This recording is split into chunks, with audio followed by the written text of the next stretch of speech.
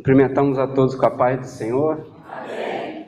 Irmãos, vamos abrir nossas Bíblias na primeira epístola de Paulo aos Tessalonicenses, no capítulo 1, no verso 1.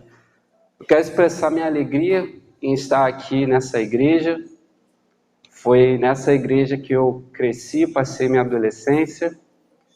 Então, sempre que eu venho aqui, eu sinto uma grande alegria no meu coração. Estou muito feliz em estar aqui e agradeço pela essa rica oportunidade de estar aqui falando da palavra de Deus com os amados irmãos. Primeira epístola de Paulo aos Tessalonicenses, capítulo 1, versículo 1. Vamos ler até o versículo 10. Paulo e Silvano e Timóteo, a igreja dos Tessalonicenses, em Deus o Pai e no Senhor Jesus Cristo, graça e paz tenhais de Deus nosso Pai e do Senhor Jesus Cristo. Sempre damos graças a Deus por vós todos, fazendo menção de vós em nossas orações, lembrando-nos sem cessar da obra da vossa fé, do trabalho do amor e da paciência da esperança em nosso Senhor Jesus Cristo, diante de nosso Deus e Pai. Sabendo, amados irmãos, que a nossa eleição é de Deus, porque o nosso evangelho não foi a vós somente em palavras, mas também em poder, e no Espírito Santo e em muita certeza, como bem sabeis quais fomos entre vós por amor de vós.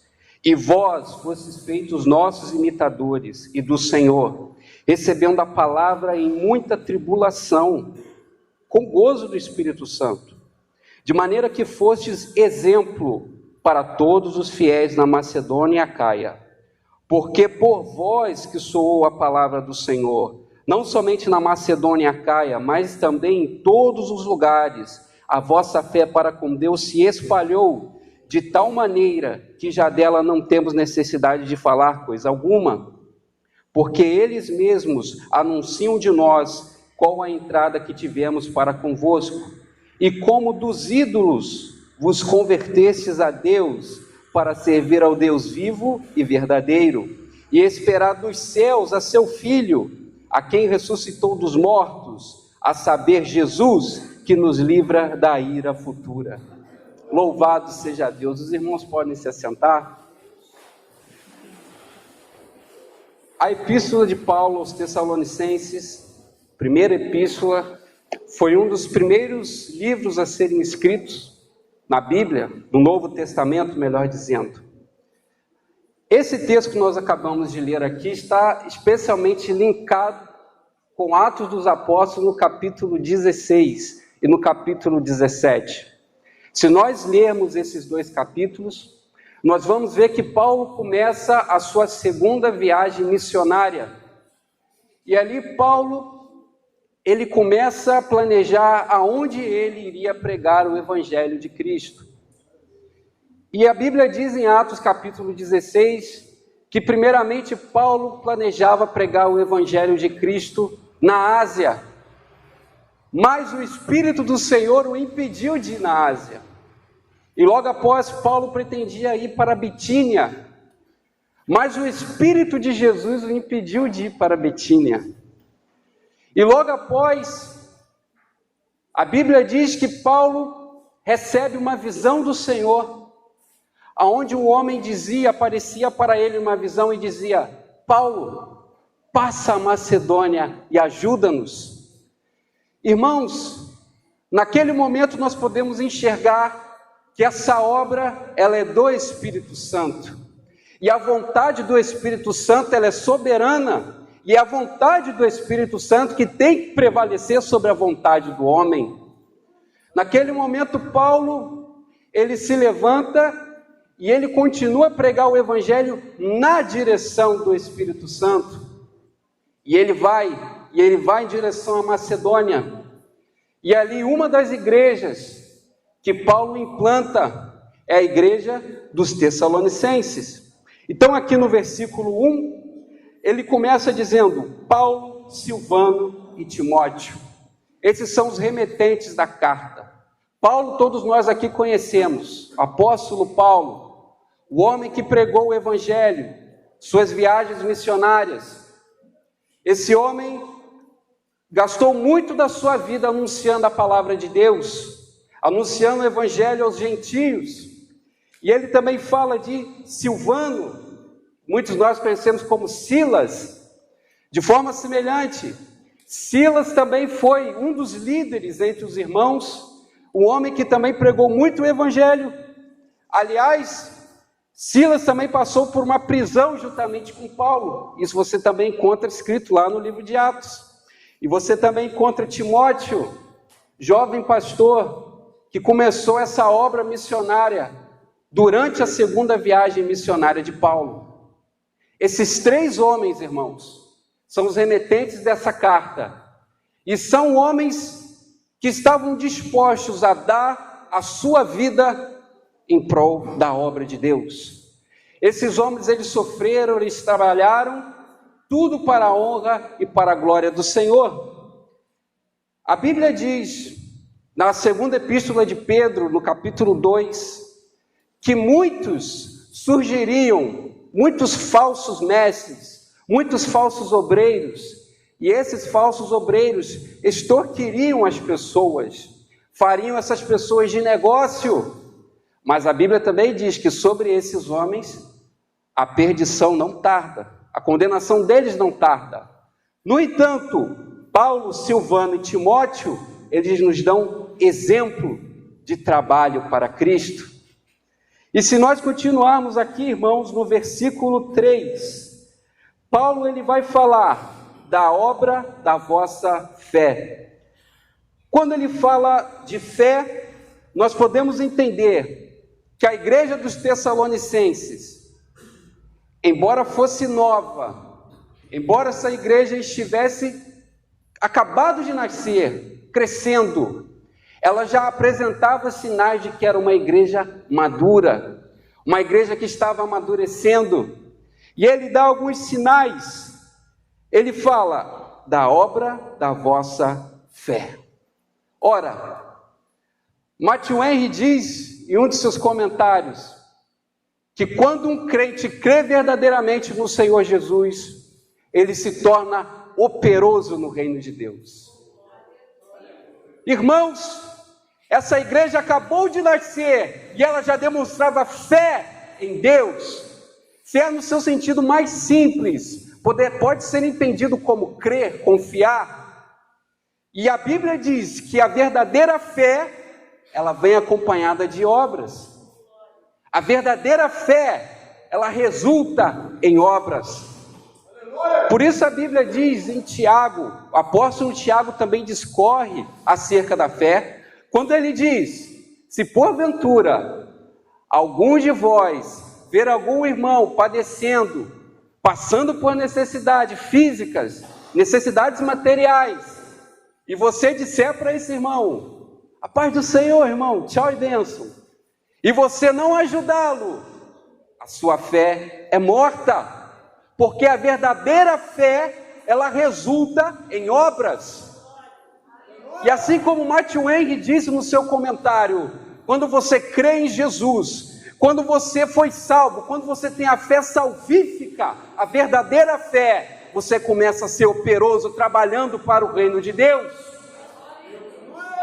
Por isso, irmãos, a Bíblia diz: trabalhai, trabalhe na obra do Senhor. Visite aquele que está doente, visite aquele que necessita de uma palavra, trabalhai na seara do Senhor, pregai àqueles que estão oprimidos, anunciar o evangelho aos perdidos, trabalhai na obra do Senhor. A Bíblia diz que nós temos que produzir essas boas obras. As boas obras são uma consequência da nossa fé. E é por isso que ele fala que essa igreja estava com obras como resultado da fé. Não podemos, irmãos, enterrar os talentos que o Senhor Deus tem nos concedido. Os talentos que o Senhor Deus tem nos concedido são para nós usarmos na obra do Senhor. E assim estaremos cumprindo a obra de Cristo. Ainda no versículo 3, ele fala do trabalho do amor. Irmãos, de forma semelhante, quando o amor de Deus está derramado no nosso coração, isso também resulta em boas obras. Irmãos, como nós precisamos desse amor na nossa vida, como nós precisamos trabalhar para Cristo, sermos úteis na obra de Deus e anunciar a obra do Senhor. Isso é resultado do amor de Deus que está derramado na nossa vida. E o que dizer, irmãos, de tantos homens que se levantaram na história da igreja e que tiveram esse amor de Deus derramado na sua vida e que produziram obras no reino de Deus? O que dizer, por exemplo, de John Wesley? John Wesley foi um grande homem de Deus que nasceu em 1703. Orlando Boyer discorre sobre a vida de John Wesley naquele famoso livro Heróis da Fé, a galeria de homens de Deus que trabalharam na obra de Deus, que se gastaram na obra de Deus. E ali você consegue ver como aquele homem, nascido na Inglaterra, ele foi conhecido como um tição tirado do fogo. Quando aquele homem tinha aproximadamente 5 anos de idade, a casa de John Wesley começa a pegar fogo. E naquele desespero, todo mundo correndo para tentar salvar as pessoas naquela casa, o menino John Wesley estava dormindo e a casa em chamas. No entanto, depois de algum tempo, enquanto os irmãos oravam, aquele menino acorda e eles conseguem salvar aquele menino nos últimos minutos, antes que aquela casa caísse e tudo fosse destruído. Daí aquele homem ficou conhecido como um tição tirado do fogo. Aquele homem começou a estudar as Escrituras, começou a estudar a palavra de Deus. Ele atravessou o oceano para pregar o evangelho aos índios na América do Norte. Quando John Wesley chega lá para pregar o evangelho aos índios na América do Norte, ele chega a uma conclusão: olha, eu vim aqui pregar o evangelho aos índios, mas eu acho que é eu que preciso ser salvo. E depois daquele momento, John Wesley começa a ter uma experiência nova com Deus. E os horizontes do seu ministério mudam, se ampliam. Ele começa a ver que ele precisava mudar. E a partir daquele momento, aquele homem foi usado por Deus de uma forma tremenda na Inglaterra. A história diz que durante 54 anos, John Wesley atravessou a Inglaterra a cavalo, pregando o Evangelho de Deus. Pregava o Evangelho de Deus. Não importa se estava chovendo, não importava se o sol estava muito forte. John Wesley, no seu cavalo, ele passava os caminhos da Inglaterra, anunciando o Evangelho de Deus. Anunciando o Evangelho de Deus aos perdidos. E o que motivava aquele homem? O que motivava aquele homem era o amor pelas almas. Era o amor de Deus que estava no seu coração. O amor de Deus o impelia a trabalhar para Cristo. O amor de Deus o levava a anunciar o Evangelho de Deus àquelas almas perdidas da Inglaterra. E durante 54 anos aquele homem foi pregando o Evangelho. Há relatos que aquele homem ele enfrentou perseguições, ele foi espancado, ele foi arrastado, mas durante 54 anos ele anunciou o Evangelho como resultado do amor de Deus que estava no seu coração. E de forma semelhante, irmãos, que nós, movidos por esse amor, possamos trabalhar também na obra de Cristo. Ainda no versículo 3, ele diz: e da paciência da esperança em nosso Senhor Jesus Cristo. Irmãos, essa igreja que tinha acabado de nascer é uma igreja madura, porque tinha fé, amor, e como resultado da fé e do amor, trabalhava para Cristo e tinha esperança. Esperança. São os sinais cardeais da fé cristã: fé, amor e esperança. Aqueles crentes, irmãos, Eles trabalhavam para Cristo, trabalhavam na obra de Deus, mas trabalhavam na terra com os olhos nos céus. Eles trabalhavam na terra com a esperança de que o seu Senhor voltaria dos céus para levar a sua igreja. A esperança daquela igreja estava viva. E nós, irmãos, temos que nos espelhar nessa igreja, trabalhando na terra, trabalhando nos dias de hoje, mas mantendo viva a esperança de que o nosso Senhor descerá dos céus e virá levar a sua igreja. Essa é a esperança da igreja. A nossa esperança não tem que estar pautada em coisas materiais, não. A esperança principal da igreja é a volta do seu Senhor para levar-nos para os céus. Por isso, irmãos, que nós temos que trabalhar na obra de Deus, temos que ser ousados na obra de Deus, anunciando o Evangelho, porque nós sabemos que o Senhor Jesus voltará. Por isso, Paulo, no versículo 3, ele fala da fé, do amor e da esperança. No versículo 5, Paulo fala que o nosso evangelho não foi a voz somente em palavras. Versículo 5. Irmãos, aquela igreja de Tessalônica trabalhava muito para Deus, trabalhava muito no reino de Deus, e de forma semelhante, o próprio Paulo também trabalhou.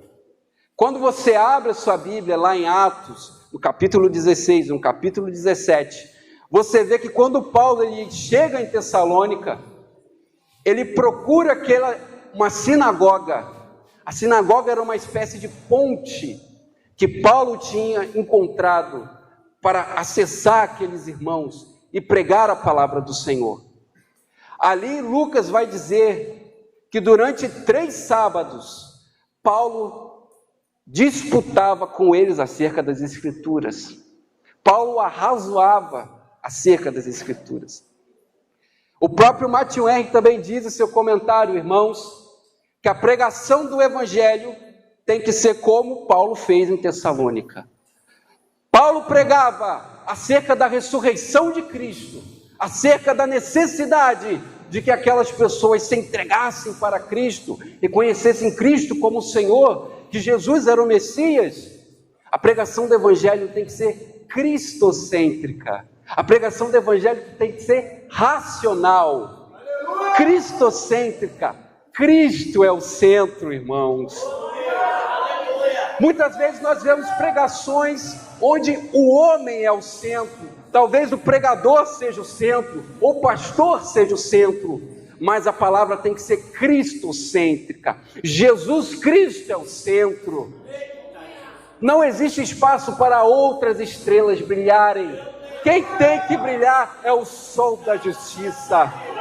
Quando o sol da justiça brilha, as outras estrelas elas ficam ofuscadas. Não tem espaço para as outras estrelas. Cristo tem que ser o centro da nossa mensagem. Assim foi quando Paulo pregou aos Tessalonicenses. Ele pregava Cristo. Era uma mensagem racional. Era uma mensagem endereçada ao entendimento das pessoas. Paulo ele pedia a direção do Espírito. A gente já viu que ele sempre pregou na direção do Espírito Santo. E a pregação era dirigida ao entendimento daquelas pessoas. Ele fala que a pregação não foi somente em palavras, mas também foi em poder. Quando ele fala que a pregação do Evangelho não foi somente em palavras, ele estava querendo dizer, ele se esmerava na preparação de sua mensagem. Você vai ver textos do Novo Testamento onde Paulo fala, não esqueça dos livros. Então eles estudavam, mas no entanto a mensagem de Paulo não consistia de apenas palavras vazias, não, eram palavras revestidas de poder. Por que era uma mensagem revestida de poder? Primeiramente, porque o apóstolo ele vivia a sua mensagem. A primeira coisa, Paulo pregava o Evangelho e ele vivia aquilo que ele pregava. Muitas vezes, irmãos, nós vemos trovões, trovões, trovões, mas se não tiver chuva, de nada vai adiantar os trovões.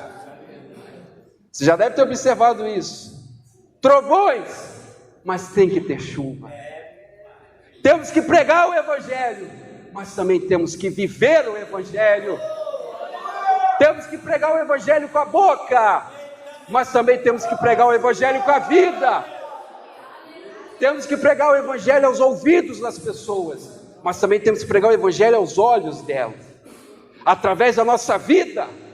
Por isso Paulo fala que a pregação do Evangelho não foi apenas em palavras. Não eram palavras vazias e sem sentido. Era uma palavra do Evangelho, era uma mensagem com poder, porque os pregadores viviam aquela mensagem.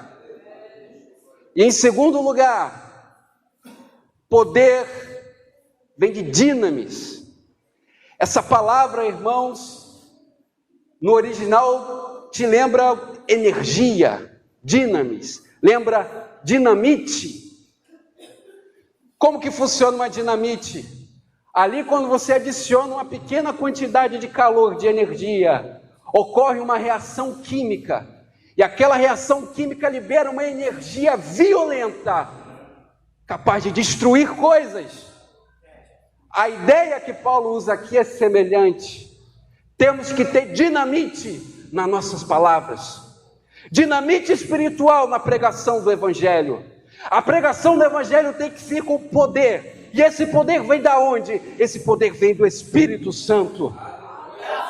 No entanto, uma bomba, uma dinamite, como nós a conhecemos, ela destrói coisas. A pregação do Evangelho tem poder para construir coisas. Esse poder na pregação do Evangelho, ele vem de Deus. Por isso nós, irmãos, temos que buscar poder em Deus. Nós temos que nos colocar na brecha, e por meio da oração nós temos que pedir: Senhor, dá-nos autoridade para pregar o teu Evangelho. Senhor, dá-nos ousadia para pregar o seu Evangelho. Senhor, dá-nos poder para pregar o seu Evangelho. Foi isso que os apóstolos fizeram. Alguém leu aqui Atos dos Apóstolos, capítulo 3, quando os apóstolos estavam lá e eles curaram, por meio do nome de Jesus, aquele mendigo. E logo depois, eles foram ameaçados: olha, vocês não podem pregar esse Evangelho. Eles foram ameaçados, mas logo depois eles falaram: olha, nós não podemos deixar de falar, de pregar aquilo que nós temos visto e ouvido. Não podemos deixar de pregar esse Evangelho. E aqueles irmãos se reuniram e eles começaram a orar: Senhor, dá-nos poder. Senhor, dá-nos poder.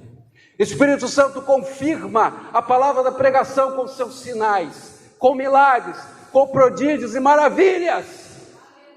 E Deus confirmou a mensagem do Evangelho, a pregação daqueles homens. De forma semelhante, irmãos, temos que buscar poder em Deus para pregarmos o Evangelho. A Bíblia diz, irmãos, em Atos 4, 29, esse texto que acabamos de mencionar: devemos buscar poder em Deus. Ainda falando sobre os heróis da fé, o que falar de Jonathan Edwards? Irmãos, esse homem chegava a passar 13 horas orando por dia. 13 horas! Quando eu leio isso, irmãos, eu me sinto constrangido, sinto vergonha. Como eu preciso orar mais, como eu preciso buscar mais a face de Deus, e pedindo: Senhor, salve os perdidos, Senhor, cure os enfermos, Senhor, derrama o teu poder na igreja.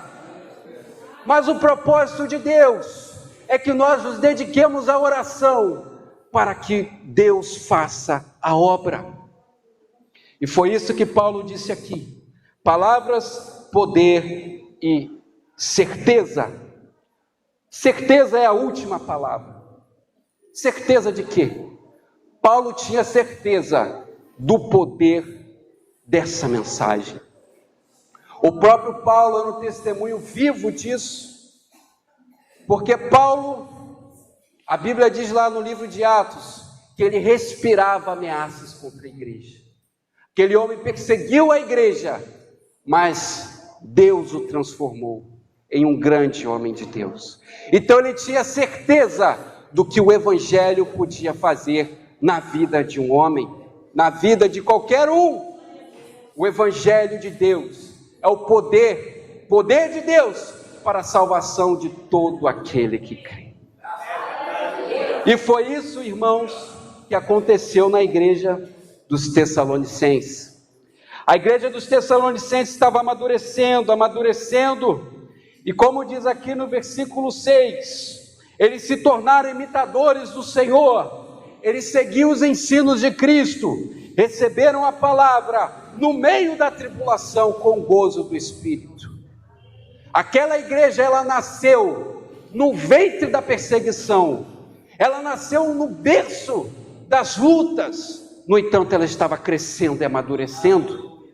Nós, irmãos, no meio das lutas, no meio das tribulações, temos que ser como a igreja dos Tessalonicenses, temos que florescer, temos que ser operosos no reino de Deus, mesmo que as tribulações e as lutas sejam severas, floresça, seja operoso no reino de Deus. Eu sei que é difícil, mas essa força vem de Deus.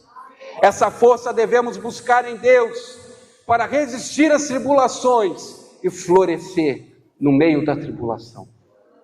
E para encerrar, irmãos, ele diz no versículo 9: e como dos ídolos vos convertestes a Deus para servir ao Deus vivo e verdadeiro.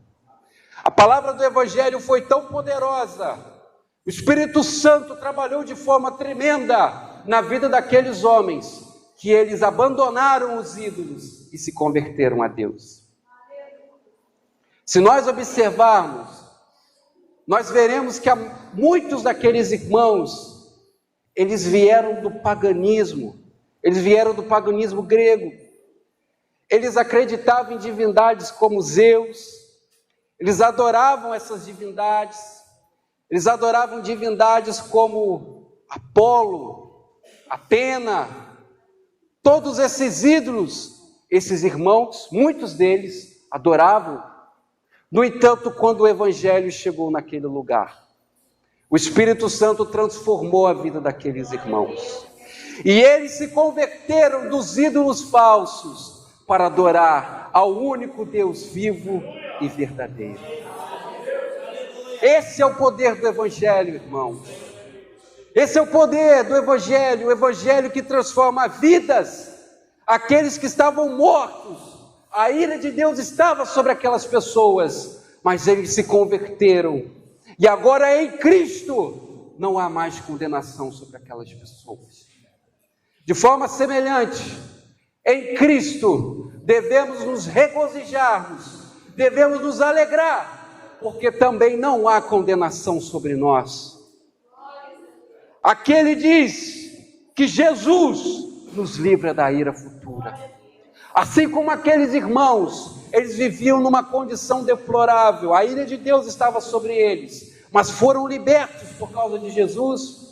Hoje também nós, por causa de Jesus, a ira de Deus não paira sobre nós, pelo contrário, não há condenação sobre nós, e o nosso nome está escrito no livro da vida e do Cordeiro. Esse é o Deus vivo, que dá vida aos mortos, que dá vida às pessoas. Por isso regozijemo-nos, porque o nosso Deus nos deu vida. Eu agradeço pela minha oportunidade, que o Espírito Santo de Deus continue falando ao coração dos irmãos, em nome de Jesus. Amém.